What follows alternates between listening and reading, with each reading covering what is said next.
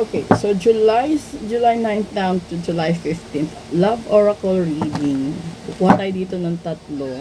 And this is episode 362.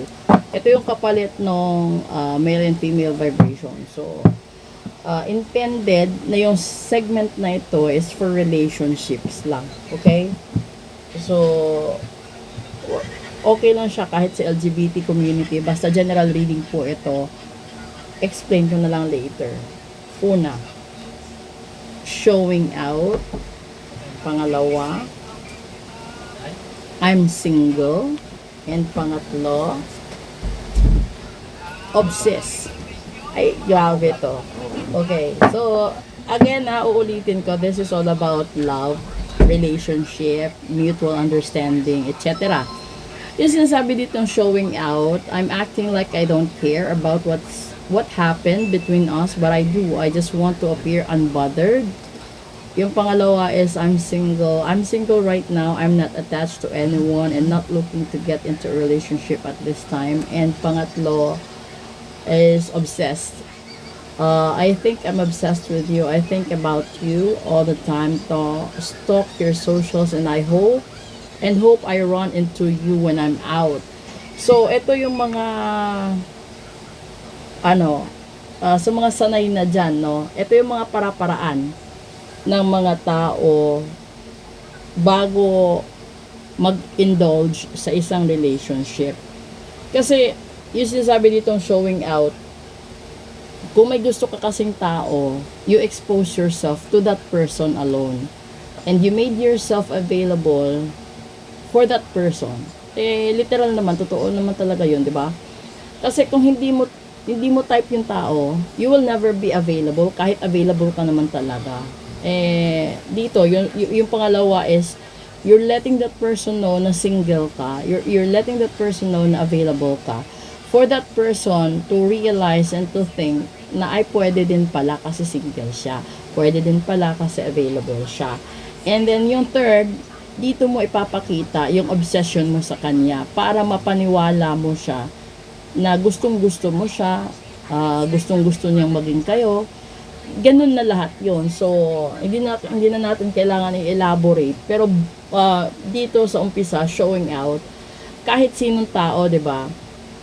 Kung hindi mo gusto yung tao, mapababae, lalaki, o matanda, bata, pag hindi mo siya gusto, hindi mo gagawing available yung sarili mo. Hindi ka magpapakita sa taong yun kasi hindi mo gusto.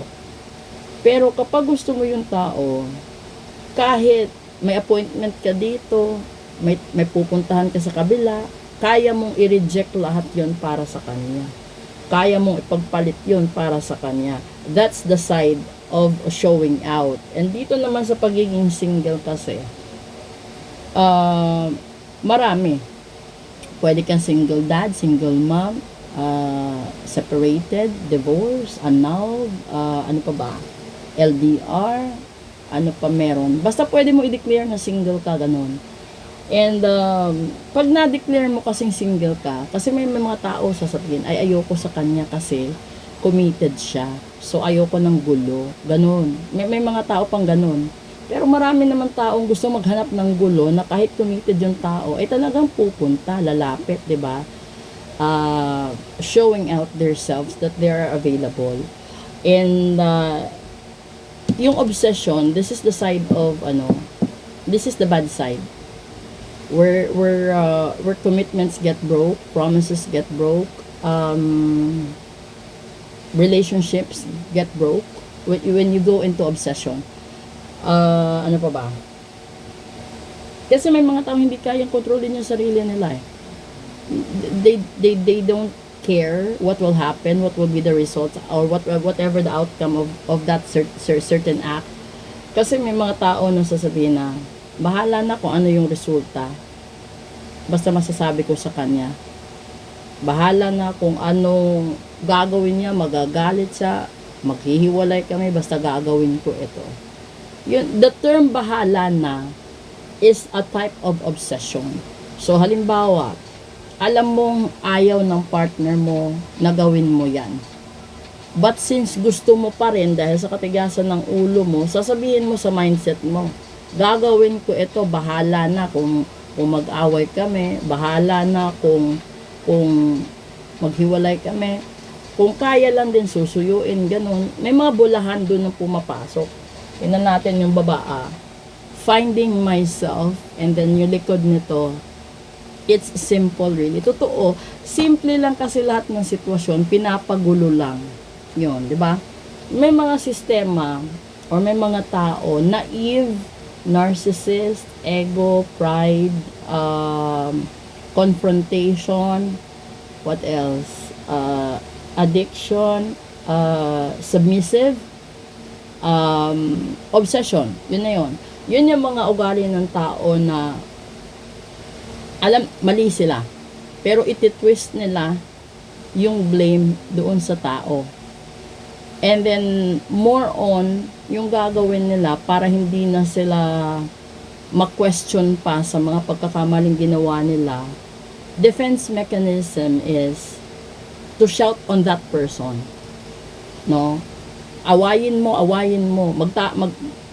Isang buka pala ng bibig nung isa, i-ano mo agad, awayin mo para hindi na siya magtanong. It's either you shut the door out, you keep yourself unavailable, para hindi ka na matanong. Pero deep inside sa sarili mo, alam mo may pagkakamali ka. Alam mo ikaw yung dahilan ng away, alam mo na ikaw yung nagsinungaling, alam mo na ikaw lahat ang dapat i-blame. Pero para hindi ka ma-convince na nagkamali ka, yung gagawin mo is to manipulate that situation na eto na, no? Aawayin ko na lang siya para hindi na siya magtanong. Hindi ko siya kikibuin para hindi na siya magtanong. Ito yung punto na yon. So, kapag nakatagpo ka ng ganitong tao, ilagay mo na yung sarili mo sa pinakamababang sitwasyon. Kung ganito lagi ang takbo ng relationship, bitawan mo. Kasi, hindi na healthy na ikaw yung nagtitiis, ikaw na yung gumagawa ng effort, kahit hindi mo na pagkakamali, ikaw pa yung gumagawa ng ikaw pa yung nagsasabi ng sorry. Kapag ganito ang partner mo, asawa mo, nobyo mo, live-in mo, LDR, mutual understanding, or whatever relationship or situations that you are in, bitawan mo. Kasi hindi na siya healthy. Much better na maging single forever ka kaysa makisama ka sa isang tao na hindi marunong tumanggap ng pagkakamali, isang taong batugan, isang taong walang silbi, kundi awayin ka kapag hindi niya nakuha yung gusto niya, murahin ka kapag ayaw mo sa ganito, ganyan. Yung mga boundaries, literal sa mga sistema yung ganon. And I'm talking about the real situation right here. No? Hindi pa natin isinasama doon yung mga panggulo na may mga tao na literal ka talagang sisiraan galing sa barang, kulam, sumpa at gayuma. Kung magtataka ka, bakit kayo laging nag-aaway, lagi kayong may misunderstanding, dahil may mga tao na pinapakulam or binabarang kayo para mag-away, maghiwalay, at mapunta ka doon sa nagpabarang. Yan yung isa pa doon sa downside ng love story. Kasi sa dami ng tao na gusto ka or gusto ka mapunta sa kanila, gagawa na sila ng barang, kulam at sumpa para mapunta ka at magkahiwalay kayo. Ganun na yun. Totoo yun na. Hindi ito biro. So, kapag isang tao hindi kanya mabawi or makuha sa mga formal o mabuting pamamaraan, idadaan kanya sa marahas. Ganun din sa ugali sa relasyon. Kung abusado yung kasama mo, bitawan mo na. Kung hindi din siya susunod sa'yo at hindi din na maganda yung point of view ninyong pareho, bitawan mo na. Kasi nakaka-stress, nakakamatay yung tao o yung partner, yung asawa na pasaway. Literal yun. Wala namang pasaway na healthy sa katawan eh. Lahat ng pasaway, stress sa buhay, pabigat sa buhay. So, punta tayo sa dark and light side. Tignan natin kung ano yung mga pagkakamali na dapat mong pakatandaan at magiging basis mo for this week. Okay? So, magandang hapon po sa inyong lahat. Ito na po yung love oracle reading ninyo. Thank you.